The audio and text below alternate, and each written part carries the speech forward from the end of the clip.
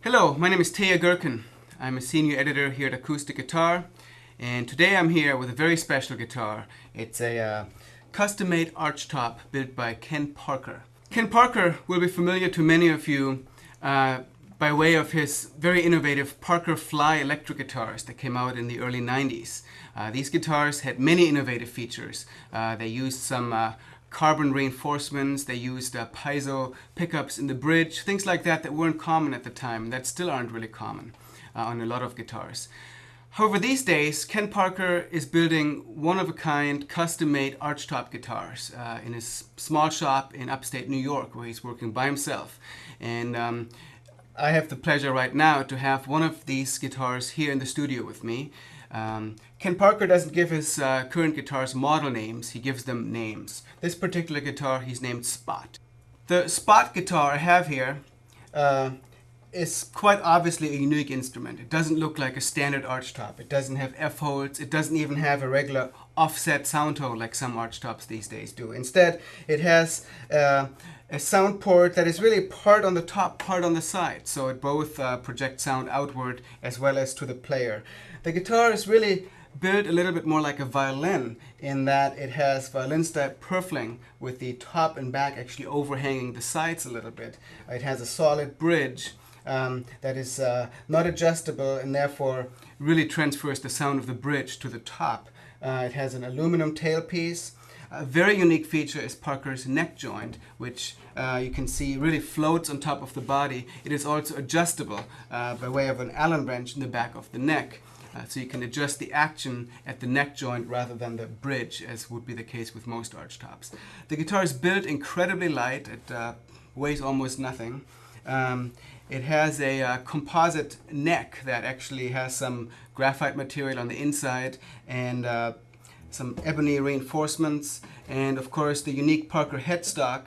And even the tuners are custom made. They are based on Waverly tuners, but Parker modified them to fit in the 6-on-1 side arrangement.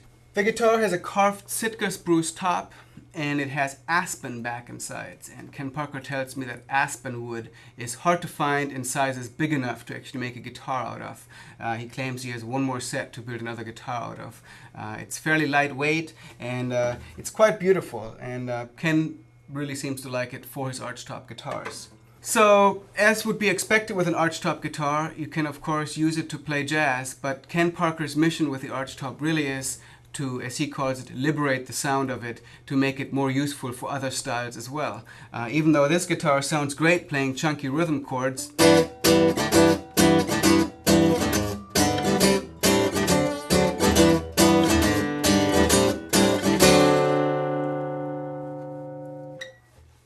it also works surprisingly well for playing fingerstyle material or even flat-picked runs, material that you might not associate with an Archtop guitar in particular. For example, I was playing around with it earlier and I found that it works really well for a piece of mine called Nairobi, which is a fingerstyle guitar piece that I typically play on a flat-top guitar.